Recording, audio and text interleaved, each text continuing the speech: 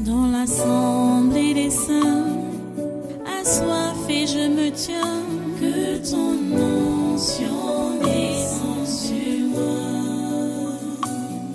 Conscient que mon destin est dans le creux de ta main, que ton onction descende sur moi. Je suis disposé, assoiffé, que ton onction descende sur moi. Je suis disposé, assoiffé, que ton onction descende sur moi.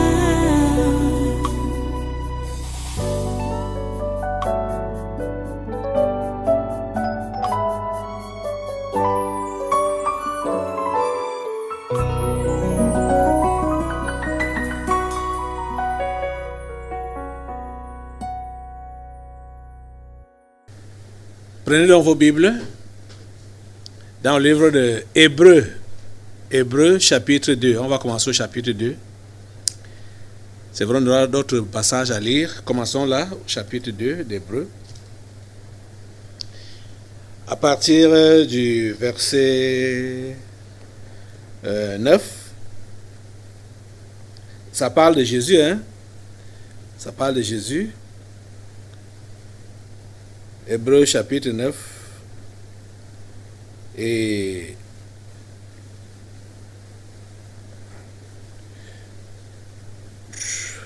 peut-être je voulais commencer au verset 9, j'ai dit quoi? Hébreux chapitre 2, je voulais commencer la lecture au verset 9.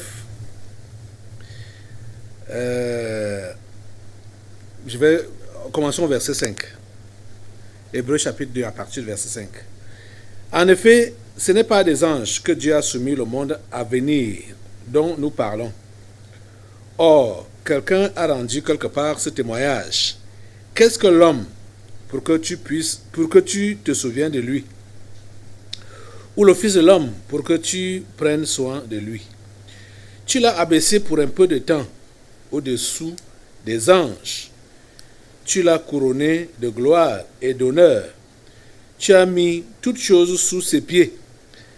En effet, en lui soumettant toutes choses, Dieu n'a rien laissé qui ne lui fût soumis. Cependant, nous ne voyons pas encore maintenant que toutes choses lui soient soumises. Mais celui qui a été abaissé pour un peu de temps, au-dessus des anges, Jésus, nous le voyons couronné de gloire et d'honneur, à cause de la mort qu'il a soufferte, afin que, par la grâce de Dieu, il souffrit la mort pour tous. Il convenait en effet que celui pour qui et par qui sont toutes choses et qui voulait conduire à la gloire beaucoup de fils, éleva à la perfection par les souffrances le prince de leur salut. Car celui qui sanctifie et ceux qui sont sanctifiés sont issus d'un seul. C'est pourquoi il n'a pas honte de les appeler frères. Lorsqu'il dit « J'annoncerai ton nom à mes frères, je te célébrerai au milieu de l'assemblée. » Et encore, « Je me confierai en toi. » Et encore, « Me voici, moi et les enfants que Dieu m'a donnés. »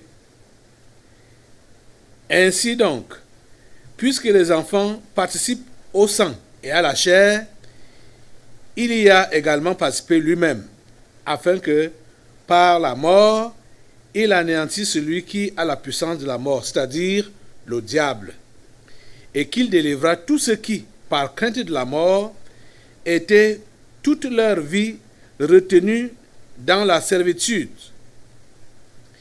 Car, assurément, ce n'est pas à des anges qu'il vient en aide, mais c'est à la postérité d'Abraham. En conséquence, il a dû être rendu semblable en toutes choses à ses frères, afin qu'il fût un souverain sacrificateur, miséricordieux et fidèle dans le service de Dieu, pour faire l'expiation des péchés du peuple, car, ayant été tenté lui-même dans ce qu'il a souffert, Il peut secourir ceux qui sont tentés. On va continuer avec la lecture, toujours dans Hébreux, au chapitre 5 maintenant, à partir du verset 5 encore. Et Christ ne s'est pas non plus attribué la gloire de devenir souverain sacrificateur, mais il la tient de celui qui lui a dit « Tu es mon fils, je t'ai engendré aujourd'hui ». Comme il dit ailleurs, « Tu es sacrificateur pour toujours, selon l'ordre de Melchisédek. » C'est lui qui, dans les jours de sa chair, ayant présenté avec de grands cris et avec larmes des prières et des supplications à celui qui pouvait le sauver de la mort, et ayant été exaucé à cause de sa piété, a appris, bien qu'il fût fils, l'obéissance par les choses qu'il a souffaites, et qui, après avoir été élevé à la perfection, est devenu pour tous ceux qui lui obéissent l'auteur d'un salut éternel. Dieu l'ayant déclaré souverain sacrificateur selon l'ordre de Melchisédek. Nous avons beaucoup à dire là-dessus et des choses difficiles à expliquer parce que vous êtes devenus lents à comprendre. Prions le Seigneur. Dieu notre Père, nous te remercions pour ta parole de ce jour que tu nous donnes. S'il te plaît, dispose les esprits de tes enfants à la recevoir et surtout à l'appliquer. Ô Dieu, nous sommes à toi. Ô Dieu, nous comptons sur toi. Ô Dieu, nos regards sont fixés sur toi. Viens à notre secours. Viens à notre secours. Viens nous secourir. Viens nous sauver. Viens nous transformer. Seigneur, viens. S'il te plaît, Seigneur, viens. Au nom puissant de Jésus, nous avons prié. Amen. Amen. Voilà, prenez place. Asseyez-vous dans sa sainte présence. Nous allons continuer aujourd'hui à vous parler, à vous développer des enseignements ou des explications concernant la vraie repentance. Pourquoi vous avez besoin de la vraie repentance? Pourquoi il faut passer par là? Et le point que nous voulons souligner aujourd'hui est le point de toujours. Mais c'est bon de toujours venir sur ça sous notre forme. Je vais vous parler de l'obéissance. L'obéissance. L'obéissance est primordiale. Et comme toujours, ou comme souvent, nous avons Jésus qui est le modèle du soumis parfait ou de l'obéissant parfait. Dimanche passé, je vous ai donné l'exemple d'un ange déchu qui s'est appelé donc maintenant diable ou Satan. C'était une créature magnifique, une créature merveilleuse. C'est-à-dire, Dieu lui a donné et où lui a fait beaucoup de faveurs et lui a donné beaucoup de privilèges.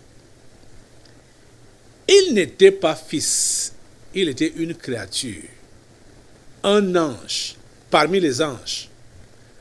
Et il a reçu beaucoup de prérogatives. Il a reçu beaucoup de grâces, beaucoup de privilèges. Et il a foulé tout ça aux pieds.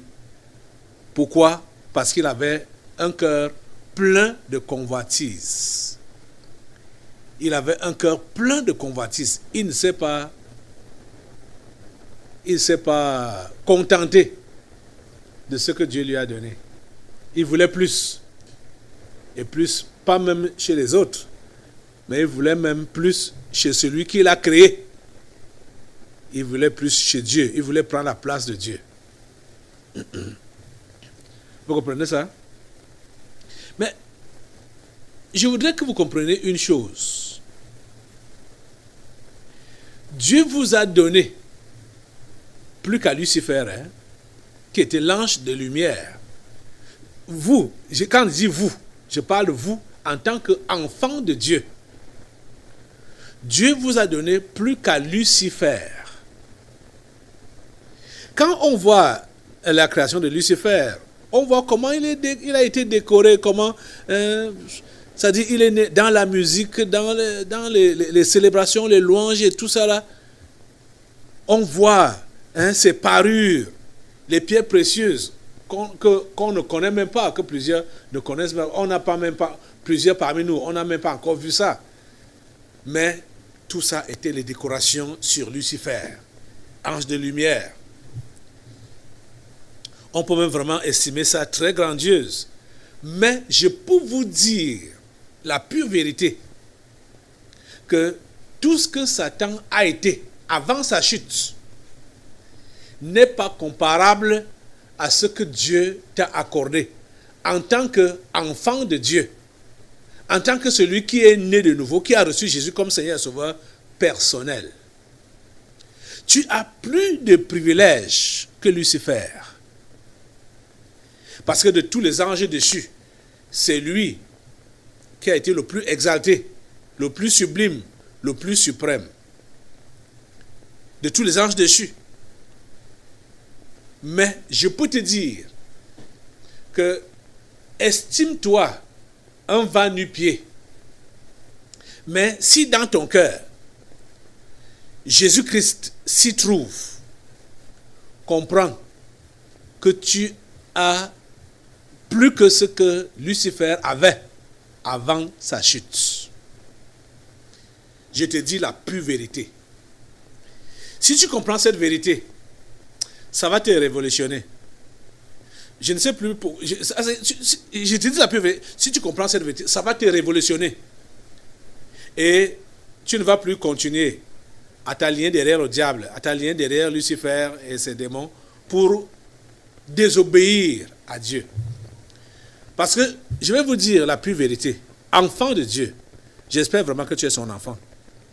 La seule chose qui te dérange et qui t'empêche de fournir le potentiel de toi-même, le potentiel de ce que Dieu a mis en toi là, c'est la désobéissance. C'est la désobéissance. Et quand je suis en train de vous parler comme ça là, je vous l'ai toujours dit que je parle sous inspiration et je parle étant conduit, dirigé par Dieu. Plusieurs ne comprennent pas jusqu'à présent là où Dieu nous conduit. Malgré toutes les révélations qui ont été faites, malgré tous les enseignements qui ont été donnés, malgré les décisions qui ont été prises, malgré le fait qu'on a même dit qu'on part sur de nouvelles bases, un nouveau départ, plusieurs ne comprennent pas. Plusieurs ne comprennent pas. Et plusieurs veulent encore continuer dans le sens de la désobéissance, le sens de la révolte, la rébellion. Ce qui n'est pas bien. Vous ne comprenez pas. Vous ne comprenez rien. Et c'est mauvais.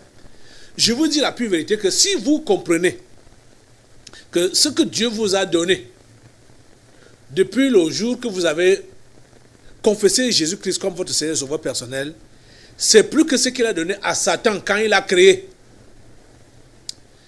Même si, apparemment, vous vous considérez comme le dernier des hommes, la dernière des créatures, ou l'abandonné. Si vous comprenez ce que Dieu a investi en vous, je vous dis que ça va vous révolutionner. Cette histoire de rébellion, désobéissance, tétutesse, ce sera un passé très lointain pour vous. Ce sera un passé très lointain. S'il vous plaît, enfants de Dieu, apprenez à obéir à votre Dieu.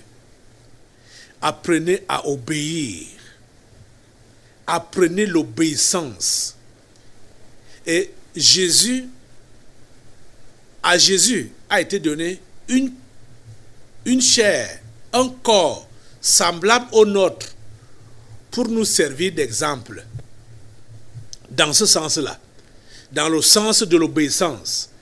C'est pour cela que Dieu lui a formé un corps, Dieu lui a donné un corps. Le corps que Jésus avait, même comme ce n'a pas été tiré de la poussière, c'était un corps semblable au nôtre. Pourquoi est-ce que le corps de Jésus-Christ n'a pas été tiré de la poussière?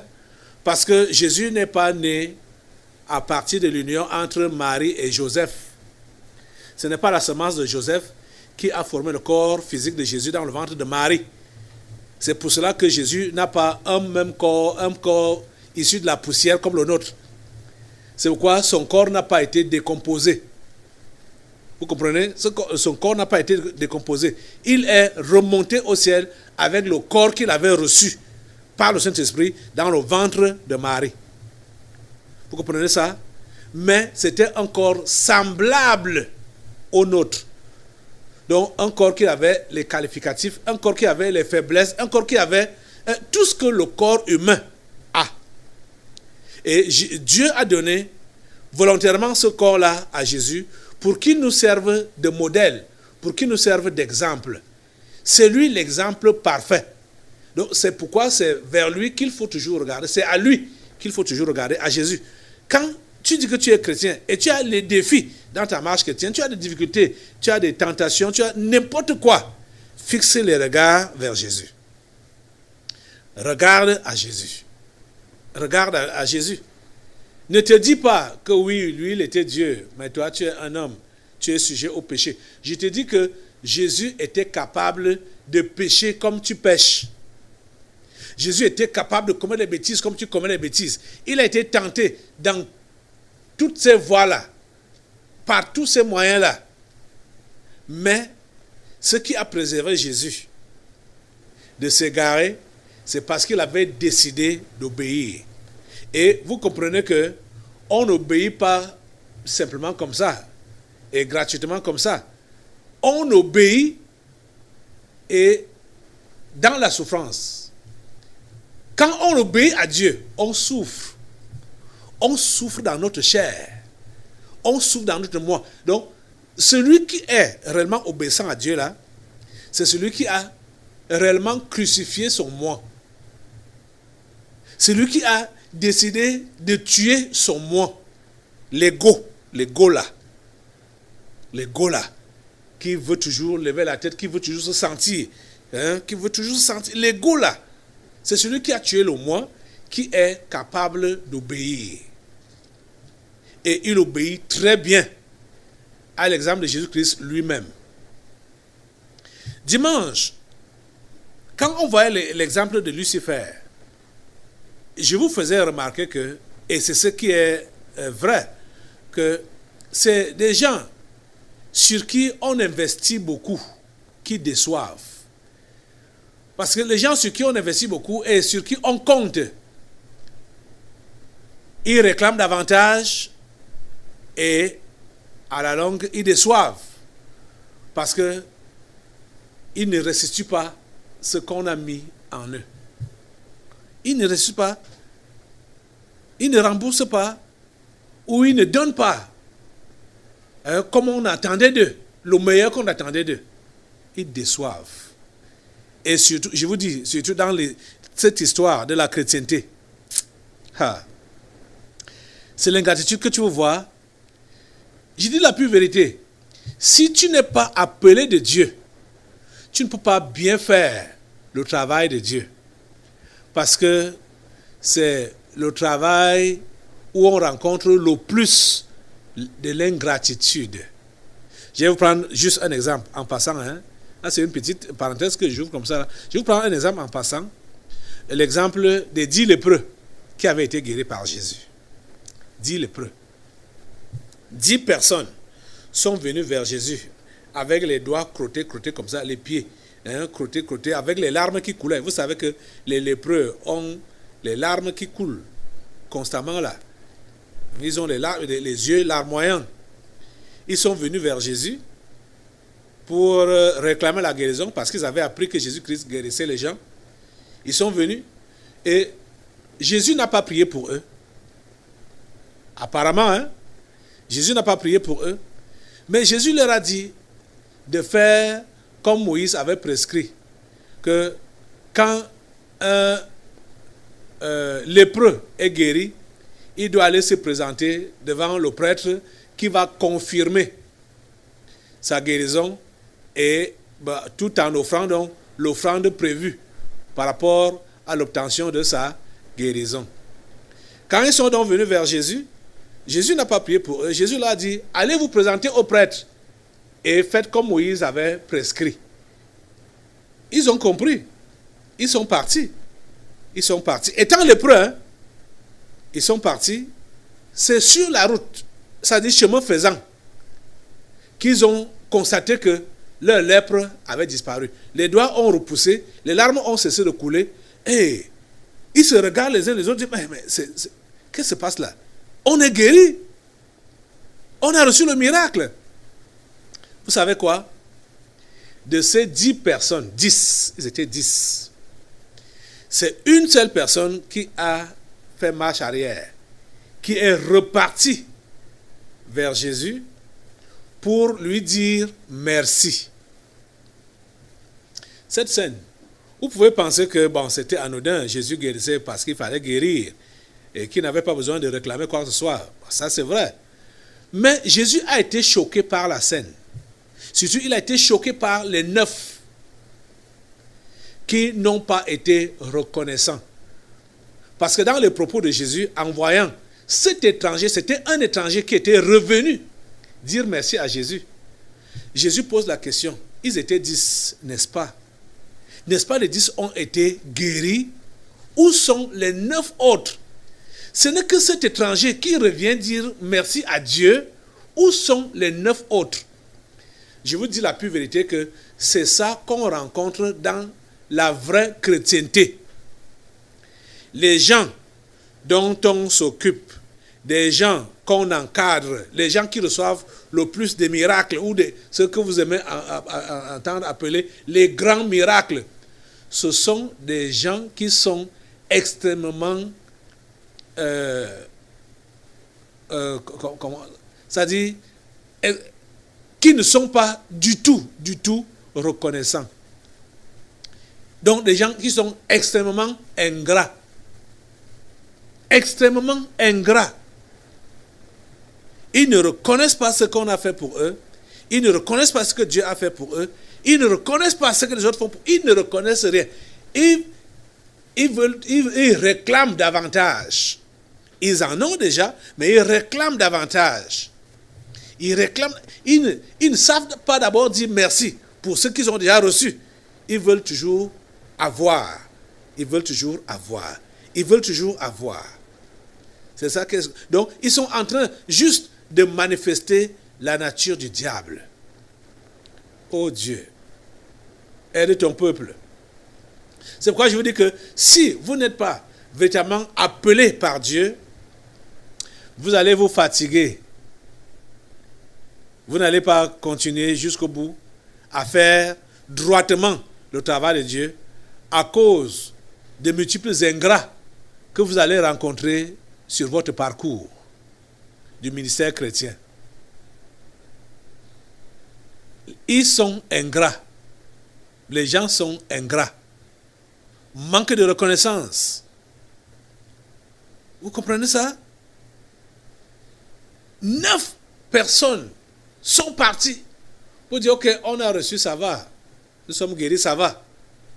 N'est-ce pas, il nous a dit d'aller voir le prêtre. On peut le voir. Si on a quelque chose, on va faire comme il a dit. Hein? C'est là qu'ils ont prétendu qu'ils appliquent le conseil de Jésus. Or, c'était un test. Jésus leur a donné un test. Ils ont raté ça. Un seul était retourné. Et c'était un étranger qui est retourné dire merci. Et c'est le seul là qui a été sauvé. Vous voyez, la reconnaissance sauve. S'il te plaît, que Dieu soit avec ta bouche, tes lèvres et ta langue, pour que tu dises ça à ton voisin. Dis à ton voisin, la reconnaissance sauve. Dis-lui ça. La reconnaissance sauve. Ils étaient 10. Les 10 ont reçu le même miracle au même moment par une même personne. Mais un seul a été sauvé. Le seul qui a été sauvé l'a été parce qu'il a été reconnaissant. Il n'a pas été ingrat. C'est le seul qui a été sauvé. Les autres ont reçu les miracles. Ils sont seulement partis avec le miracle. Mais celui-ci a reçu et le miracle et le salut. Donc la vie éternelle. Vous comprenez? Parce que Dieu te fait du bien. Dieu te guérit. Dieu te bénit. Dieu, il te comble, comme vous aimez entendre et comme vous désirez.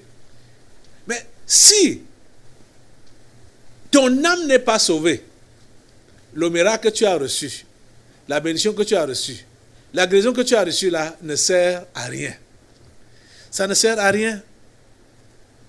Jésus a guéri des milliers et des milliers de personnes. Des milliers et des milliers de personnes. Mais quand vous allez voir le compte à la fin, quand il est monté au ciel, combien de personnes étaient réunies pour prier, pour continuer la prière? 120 personnes seulement. 120 personnes seulement. Et ce qu'il a rencontré pour renforcer leur foi après sa résurrection était environ 500. Comme ça. 500 frères. Vous voyez, ça valait quoi par rapport à des milliers et des milliers de personnes qui ont reçu de lui. Vous voyez combien les gens sont ingrats, mais ce sont les mêmes gens qui sont exigeants et qui réclament davantage. Ils ont exactement le comportement de Satan. Satan était une créature. Il n'était pas un fils. C'était juste une créature. Et je te dis, je vais te le redire, que toi aujourd'hui, qui as reçu Jésus-Christ comme ton Seigneur et Sauveur personnel, tu es devenu fils. Et ce qui t'a été donné, ce que tu possèdes à l'heure actuelle, je te dis que ça dépasse ce que Satan avait reçu lors de sa création. Je préfère dire ce que Lucifer avait reçu lors de sa création. Parce que le nom Satan, c'est le nom de formation. Quand il est devenu rebelle, qui s'appelle maintenant Satan ou diable. Mais il s'appelait Lucifer. Aujourd'hui, tu peux être considéré comme un va-nu-pied. Aujourd'hui, dans ta conception, tu vois qu'il n'y a pas d'avenir pour toi. C'est ça que tu vois. Mais je peux te dire que si tu es enfant de Dieu, né de nouveau, réellement, Dieu t'a beaucoup donné. Ton avenir est radieux. Ton étoile est grosse comme ça. Grosse. Mais tu ignores cela. Tu ignores cela. Et tu es toujours là dans les réclamations, les revendications inutiles. Et tu continues à fonctionner dans la rébellion, la désobéissance. S'il te plaît, est-ce que tu peux arrêter avec la rébellion aujourd'hui? S'il te plaît, est-ce que tu peux arrêter avec la désobéissance aujourd'hui? S'il te plaît, est-ce que tu peux t'aligner derrière Jésus-Christ aujourd'hui, derrière son conseil aujourd'hui? La désobéissance ne paye pas. C'est l'obéissance qui paye. Tu comprends ça? Pourquoi est-ce que je suis en train d'insister sur ça? Vous savez que pour avoir un nouveau départ, on ne part pas, du moins, on n'engage pas un nouveau départ sur une fausse base. Hein? Pour engager un nouveau départ, il faut d'abord faire table rase du passé. Dans l'assemblée des saints, assoiffé je me tiens, que ton onction descende sur moi. conscient que mon destin est dans le creux de ta main, que ton onction descend sur moi. Je suis